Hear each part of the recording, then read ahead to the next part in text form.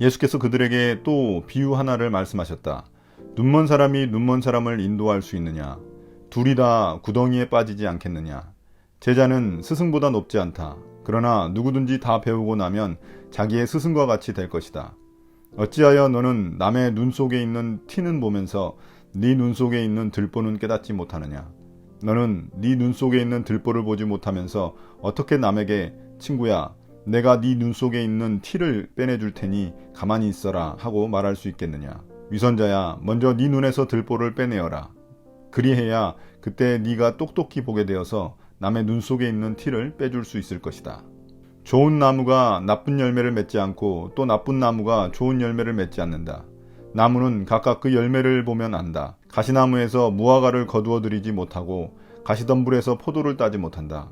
선한 사람은 그 마음속에 갈무리해 놓은 선 더미에서 선한 것을 내고 악한 사람은 그 마음속에 갈무리해 놓은 악 더미에서 악한 것을 낸다. 마음에 가득 찬 것을 입으로 말하는 법이다. 어찌하여 너희는 나더러 주님 주님 하면서도 내가 말하는 것은 행하지 않느냐?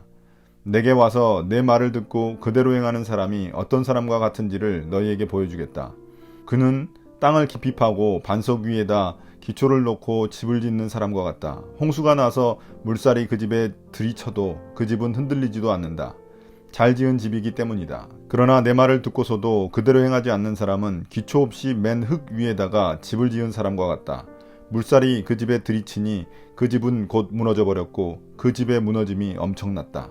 오늘 말씀은 누가복음 6장 39절부터 49절입니다. 묵상 제목은 나는 좋은 나무인가입니다. 예수님은 어제 말씀에서 원수를 사랑하라고 하셨습니다. 이제 마지막으로 제자들이 가져야 할 말씀에 대한 태도를 가르치십니다. 앞서 예수님이 제자들에게 원수를 사랑하라고 가르치셨을 때 제자들은 많이 당황했을 것입니다. 왜냐하면 어떠한 다른 철학이나 사상에서도 볼 수 없는 최고 수준의 윤리를 선포하셨기 때문입니다. 어쩌면 그들 마음속에는 예수님의 원수를 사랑하라는 말씀이 현실적이지 않다고 여겼을지 모릅니다. 단지 예수님이 충격요법으로 주신 가르침이라고 생각했을지 모릅니다. 그런데 오늘 말씀은 예수님이 제자들의 그런 생각을 다 하시는 것처럼 그들이 말씀에 철저하게 순종해야 한다는 가르침을 주십니다. 예수님은 먼저 제자들이 더 배우고 성장해야 한다고 말씀하십니다. 눈먼 사람이 눈먼 사람을 인도하면 둘 다 구덩이에 빠지게 될 것이라는 비유를 통해 이를 설명하십니다. 여기서 예수님은 눈먼 사람의 예로서 백성들을 잘못된 길로 인도하던 바리새인과 율법학자들을 염두에 두셨을 것입니다. 그들은 자신들만 하나님 나라에 들어가지 못하게 할 뿐만 아니라 다른 이들까지도 들어가지 못하게 하는 그런 어리석은 자들입니다. 우리가 앞서 안식일 논쟁에서 보듯이 그들은 율법의 근본 정신을 버리고 율법 해석에 따라 많은 조항들을 만들어서 사람들을 정죄했습니다. 제자들에게 이런 눈먼 사람처럼 되어서는 안 된다고 경고하시는 것입니다. 예수님은 제자들이 스승인 자신보다 뛰어날 수는 없지만 그들이 잘 배우고 성장하면 자신과 같이 될 수 있다고 말씀하십니다. 그러면서 또 다른 비유를 드십니다. 남의 눈 속에 있는 티는 보면서 자기 눈 속에 있는 들보는 깨닫지 못한다는 비유를 통해 제자들에게 남을 탓하기 전에 자신의 잘못부터 살펴야 함을 강조하십니다. 티에 비하면 들보는 건축 자재로서 비교할 수 없을 정도로 큰 것입니다. 보통 사람들은 남의 잘못은 들보처럼 크게 보고 자신의 잘못은 티끌처럼 작게 보려는 태도를 가지고 있습니다. 그러나 제자들은 그러면 안 된다는 것입니다. 한마디로 말해서 제자들에게 바리새인들처럼 위선자가 되지 말라는 의미입니다. 제자는 이웃을 심판하고 정죄하는 사람이 아니라 용서하는 사람이기 때문입니다. 그들은 남의 흠을 지적하는 사람이 아니라 자기 죄를 먼저 살펴야 하는 사람들입니다. 그러므로 제자는 자기에게는 엄격하고 남들에게는 관대한 자세를 가져야 합니다. 이런 자세야말로 하나님의 자비하심을 닮은 제자의 태도라고 말할 수 있습니다.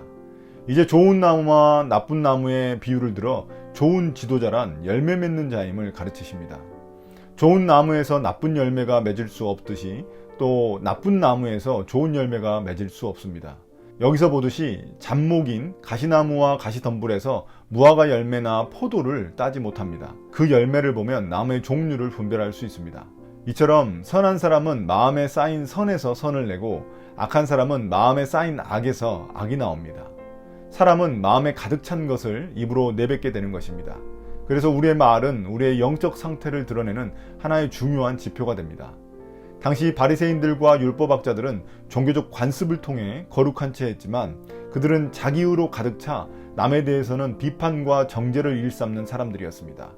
예수님의 제자들도 그들이 어떤 말과 행동을 하느냐에 따라서 자신들이 어떤 나무인지 자연스럽게 드러나게 됩니다. 이렇듯 우리의 말과 행실 같은 삶의 열매들이 우리가 어느 소속인지를 드러냅니다. 우리가 하나님의 백성인지 아니면 이 세상에 속한 사람인지 드러나게 되어 있습니다. 우리의 마음과 영혼에 무엇이 쌓이느냐에 따라서 밖으로 자연스럽게 드러나게 됩니다.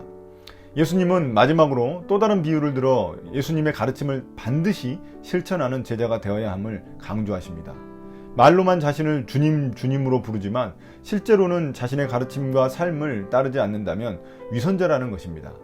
예수님을 주님이라 부른다는 것은 자신의 뜻을 굴복하여 주님의 뜻에 순종한다는 의미를 가지고 있습니다. 우리가 주님, 즉 내 삶의 주인이 예수님이라는 사실은 그의 말씀에 순종하느냐의 여부에 달려 있습니다. 예수님의 참된 제자는 예수님께 와서 예수님의 말씀을 듣고 들은 말씀대로 행동하는 사람입니다. 예수님은 말씀에 순종하는 사람과 그렇지 않은 사람을 비유로 설명하셨습니다. 순종하는 사람은 마치 땅을 깊이 파고 반석 위에 기초를 놓고 집을 지은 사람과 같아서 홍수가 나도 쉽게 흔들리지 않습니다. 그러나 그렇지 않은 사람은 마치 기초가 없이 맨 흙 위에 집을 지은 사람과 같아 홍수가 나면 그 집이 쉽게 무너져 버립니다. 과연 우리는 하나님의 말씀을 어떻게 여기고 있는지 다시금 반성하게 됩니다. 단지 말씀을 통해 새로운 지식을 얻거나 심리적 위안을 얻는 데 만족하는 건 아닌지 모르겠습니다. 저 또한 말씀을 가지고 나를 먼저 돌아보기에 앞서 세상과 남을 먼저 비판하고 정죄하지는 않았는지 반성하게 됩니다. 우리에게 순종의 열매가 없다면 우리 역시 가시나무나 가시덤불처럼 나쁜 나무일 것입니다. 우리의 믿음도 홍수에 쉽게 무너져버린 집과 같이 될 것입니다. 오늘 하루도 말씀 묵상을 통해 남이 아닌 내 안에 감춰진 허물을 발견하고 우리를 돌아보는 시간이 되시기를 축복합니다.